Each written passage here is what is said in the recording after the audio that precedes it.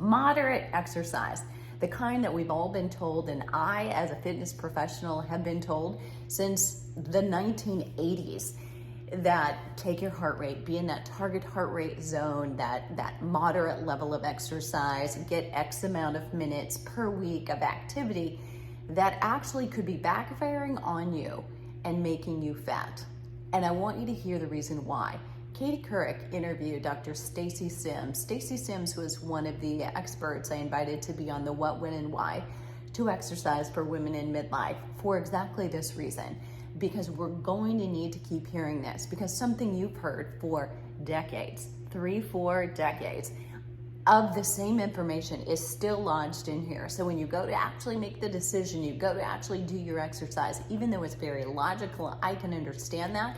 When you go to do that exercise, you actually have to be committed to doing something other than moderate exercise. Listen to this.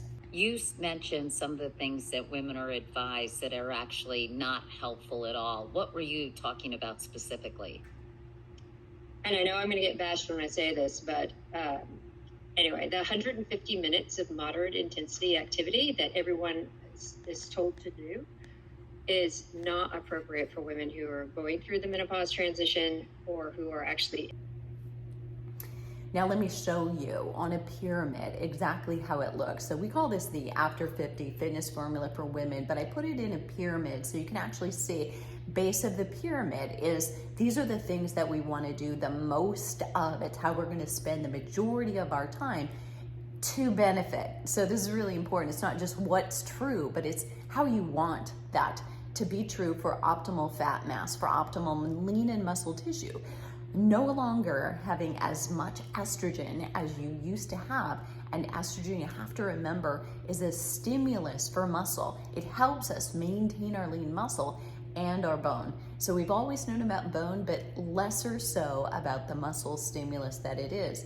When you're not working in the right levels, and you'll see high and you'll see low both. But I want you just to take a look at this pyramid, and I'll talk a little bit more about what it says to you, specifically about how you spend your exercise time. So when we look at the bottom of the pyramid, that's how active are you just all day, every day. So literally these are things like getting up, walking around your office or your home, doing laundry up and down stairs from one end of the house to the other. It's walking the dog, it's taking the garbage out, it's making dinner as opposed to calling for dinner and having it delivered. It is so many things, but it is simply how active are you during the course of your day. Now let's face it, a lot of us are actually sitting, and we're sitting in front of a keyboard, or maybe we've gone to standing sometimes at that keyboard, but we're still fairly static. Even inserting little pieces of movement. We know this very recently, 2 to 5 minutes of breaking up sedentary time. Say you're gonna have a long stretch of from 9 a.m. until 12. You're working, so at about 10:30, if you can take a little break, you can stand up while you're on a phone call, pace around in your office. You can just march in the office. You can put some music on and you can dance around. If you happen to be working at home, you take a break, you turn off your camera on that Zoom and you stand up, or you dance around to music for 5 minutes. Even that helps reduce blood sugar spikes post-meal by 17%. That supports less belly fat because it comes back to insulin resistance. But these little pieces of daily movement, that's the bottom of that pyramid. So let's move up. Zone 2. Zone 2 is all the rage lately. Everybody's saying, what about zone 2? Zone 2. First of all, do you understand zone 2? This is really important. Zone 2 is just endurance pace. It's that point where you know you're exercising. Like you're going outside for a walk. You're not just taking the dog out to do its job, not just a little dog, right? But you're taking that dog out intentionally, or you are just strapping on your shoes, you're going for a walk intentionally to exercise. So you're gonna walk with some very specific purpose. You don't necessarily have to be getting breathless, and we're not actually looking at that yet. We're just looking at you're intentionally going for a walk. You know you're exercising, and yet you can keep a full-on conversation. You can talk much like this. I'm talking in complete sentences. I'm not getting out of breath or conscious of, if I'm with somebody, I want to ask more questions so they have to talk and I can breathe. It's not that level yet. You're just simply able to move and talk freely, very comfortably. So depending on your fitness level, that may be a slower pace. So no one can tell you how fast should I be walking. Nobody knows that but you. Where is that level where you're very comfortable, you can talk in a full sentence versus you can't? As you get more fit, the speed of your walk will change. If you're walking along on a flat and you can talk, if you go up a hill, that may change temporarily. But we're just talking, zone 2 is just going out and doing it. It is endurance training. If you're an athlete, endurance training is you get on the bike and you are very conscious of keeping your heart rate down below a certain point, because above that is just going to stress you, burn you out, and not actually contribute to the base foundation of your fitness level. And that's all you're trying to do. Here's what we're doing. There's always this question about, am I burning fat? Is that fat burning zone? Here's the answer. All of those are fat burning zone. But the one that does the poorest job and actually backfires for women in menopause is that mid zone. We call it no benefit zone. You're not benefiting your fitness level. You're probably not benefiting your body composition because you're encouraging more cortisol, and that encourages fat storage and breaks down muscle. Less muscle, even more fat. It's all backfiring. What you consciously want to think about is keeping yourself nice and low, and you're burning more fat for fuel, but that is not the point. The biggest takeaway from zone 2 level exercise is it's very comfortable, and what we tend to do, if we choose things we enjoy, and this is critical, choose things that bring you joy. So if it's not going outdoors for a walk, maybe because the sky is full, you're in Colorado and the sky is full of smoke and smog right now. You're in a city and it's full of smog. Maybe for you, it's got to be something else. Maybe it's Zumba in a room full of people who are moving and dancing and you just love that. Then that may be your zone 2 optimal kinds of exercise. So it's really important you're in zone 2. And yes, you're burning a higher percent of fat, but when we're not working as hard, we're burning calories fewer. So the total amount of that fat actually burned doesn't benefit you in the way that you think you're burning fat from fat stores. It's not working that way. What it is doing is decreasing that cortisol level. And potentially, if it's putting a smile on your face, you're getting joy. That's dopamine, that's serotonin. If you're holding somebody's hand, that's oxytocin. Go in for a hug, even better. Because if serotonin and dopamine and oxytocin are up, guess what? Cortisol cannot be. You can override them. Things that are causing you stress in your life, meaningful people, meaningful jobs, your purpose, and your changing hormones are causing cortisol. We can't change all of those. We wouldn't eliminate the meaningful people from our lives, but what we can do is add things we love. We can add laughter, we can add joy, we can add activities, we can add getting in nature, reading books, taking a bath, anything for you on that list that says, oh, that sounds yummy, that sounds delicious, potentially has the ability to elevate your serotonin, your oxytocin, your dopamine, such that your cortisol level goes down. Now you have the option, at least it's there for you to increase lean muscle, improve your body composition, and feel so much better. That's really important. Let's go up to the top of the pyramid, okay? So remember the pyramid again here, but now let's look at level 4 and level 5. We don't hang out there very much. It's why the pyramid comes to a top. We're talking level 5, you may be in during your exercise time or during your life daily. You may be in that 1 or 2% at the very most. What is that? That is like, have you ever, may have been a long time, but if you've ever crossed a finish line, you've ever just done that last 10 yards, you're not going to stop and think, oh, am I still in my target heart rate range? You're going to go for it. You're going to go all the way and go hard. And that is that, oh, and when you cross it, you know, I gave it all, and you are. Sometimes we see athletes, they fall down on the track, and or it's hands to your knees, and I can't breathe right now, I can't talk right now, no, I don't want the bottle of water, just give me a minute, I don't even want the medal, let me recover. That's that high level. Now you may get there when you're exercising. Fewer of us do. You've got to have a really strong motivation if you're doing this yourself, certainly. However, you may just flirt with it. You may get there for a second.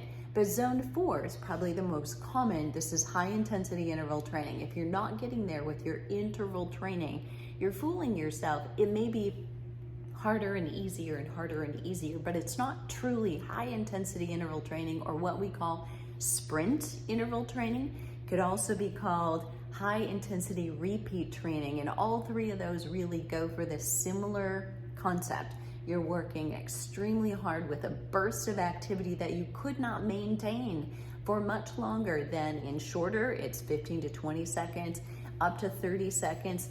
What I see for my clients, when they go for up to a minute, it gets messy, it gets cloudy. It's really hard for them to say, okay, at the end of that minute, am I really at exhaustion? They're not really at that total breathlessness. I often get asked, well, what does that feel like? And I'm like, breathless is breathless. You just can't go anymore. That's what it feels like. So I know if someone asks that question, they aren't there. You know breathless when you get there, I promise you. So you might want to shoot for going a little harder, a little not so long, but short, so that I can't do that for any longer than this. I don't have any more gas in the tank. Because when you rest, say a minute, 2 minutes, even up to 3 minutes is perfectly okay. Fully recovered till you're ready to go again, you will recover fully, and you're able to do it again. And doing 3 or 4 of those even, that's all it takes, over the course of a single workout is an effective high intensity interval training. So we're talking 15 to 20 minutes, beginning to end. Warm up, do the intervals, cool down. That is all it takes to actually positively influence your hormones. So now, have we used cortisol during that high intensity exercise? Because if we're shooting holes in moderate exercise, we can't come back and say, not talk about cortisol at higher levels. Yes, we are, but listen to how differently we're using it, right? So when you warm up slowly, you're still good. You're not really using cortisol, because we're gradually getting your body ready and preparing it and saying, hey, here's what we're about to do. Then you do that really high intensity exercise. You use cortisol. Cortisol is your energy hormone as well as stress. So we're doing both. That burst of energy and adrenaline when you're just so angry, or when you have to do something to react, to save a dog, a puppy, a baby from harm's way. You can just do amazing things. We read about it in the news all the time. People, women, small women lifting cars off of loved ones. We know that it's possible when we have to do it. That's a burst of adrenaline, and that kind of thing uses up energy. It actually encourages positive use of blood sugar levels. The blood sugar is released, we're using it for energy, and then it will bring it back down. But we have this burst of, yes, use of cortisol, and then we recover. And that's really the way cortisol is meant to be used, in a positive way. But we're under this chronic stress. And when I say we, what I mean is midlife women. Midlife women whose hormones are going through all of these changes that are really unpredictable for every single woman. It's like a thumbprint, it's very different. How do we get to the point where we can control that? Well, we've got to change our exercise. So when you say the exercise I used to do doesn't work anymore, it never will. It won't again. You're different, you've changed. However, if we change the exercise, you can get just as good or better results. A woman who's 50 or 60 or 70 can look and feel as good as she did when she was 30, provided she doesn't try to exercise the same way she did when she was 30 and had a very different set or profile of her hormones. You can do this and you can feel really good. Promise you, what you're doing right now isn't working. You can always come back to it, but try something different. Try changing what you're doing. The lows and the highs. And here's what I recommend in between you doing those kinds of cardiovascular exercise that is always recommended first, that you kick moderate exercise out. You go with the lows. Most often you're doing those. Be active every single day. 23 hours of the day activity level will decrease your cortisol level and decrease your blood sugar level so that you won't store that fat.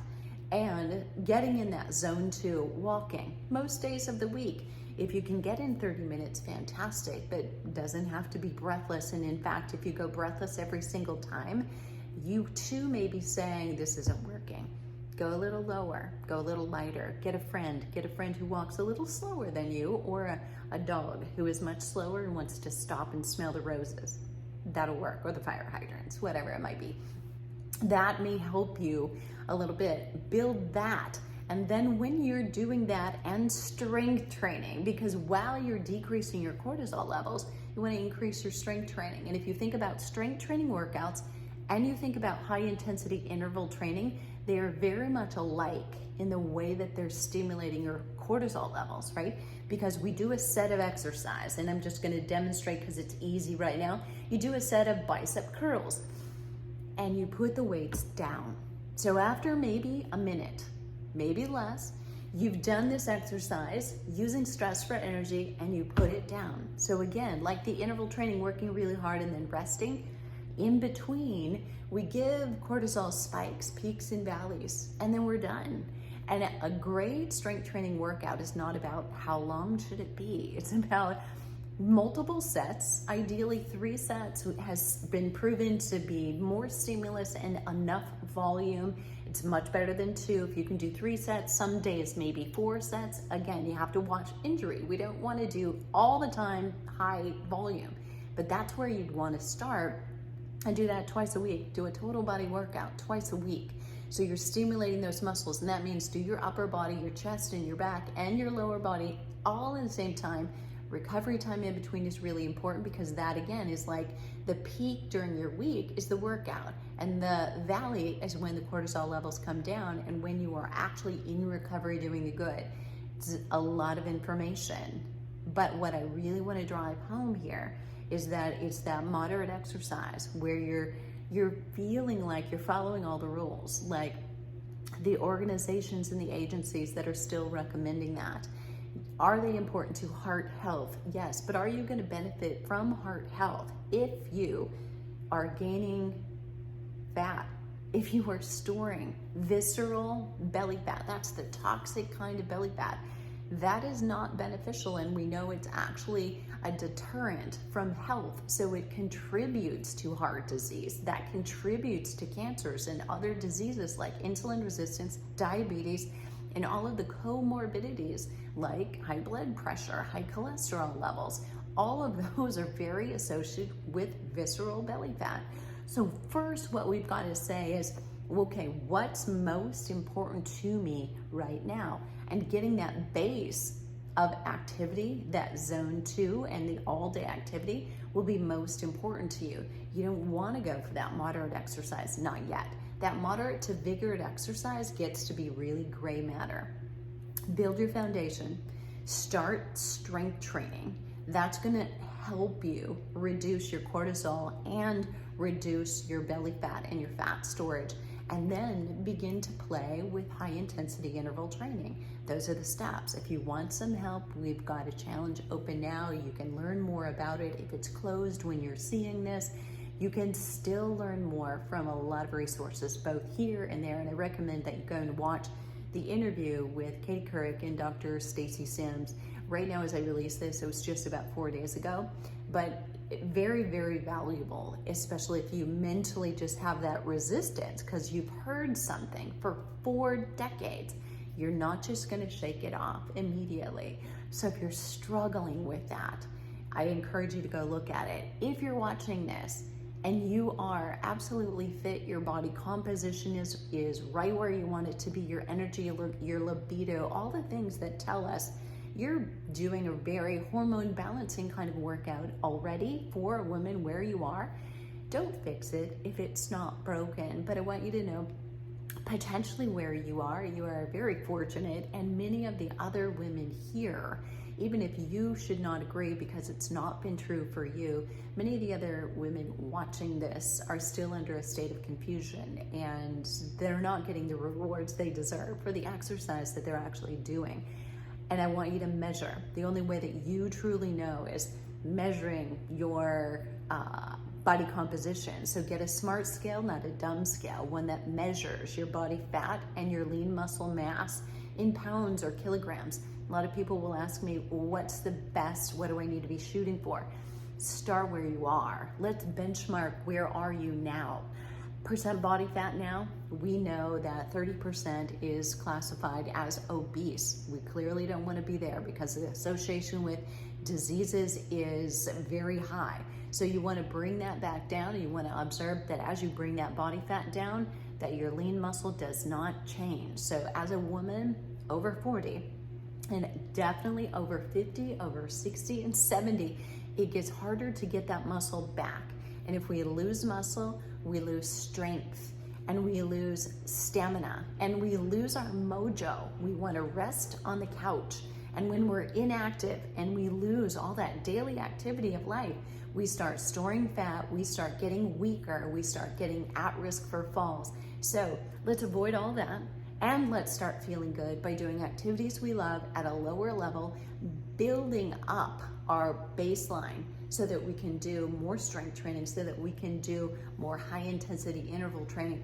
Those are actually based on the physiology of what happens to women in perimenopause, menopause transition. And for some women, that journey continues to change, and they may experience some of the changes others experience in perimenopause, not until postmenopause. Every woman's journey is like a thumbprint. So take this based on where you are, how you're feeling, because that never lies. Ask me questions down below. I'll see you on the flip side. Don't forget to hit subscribe.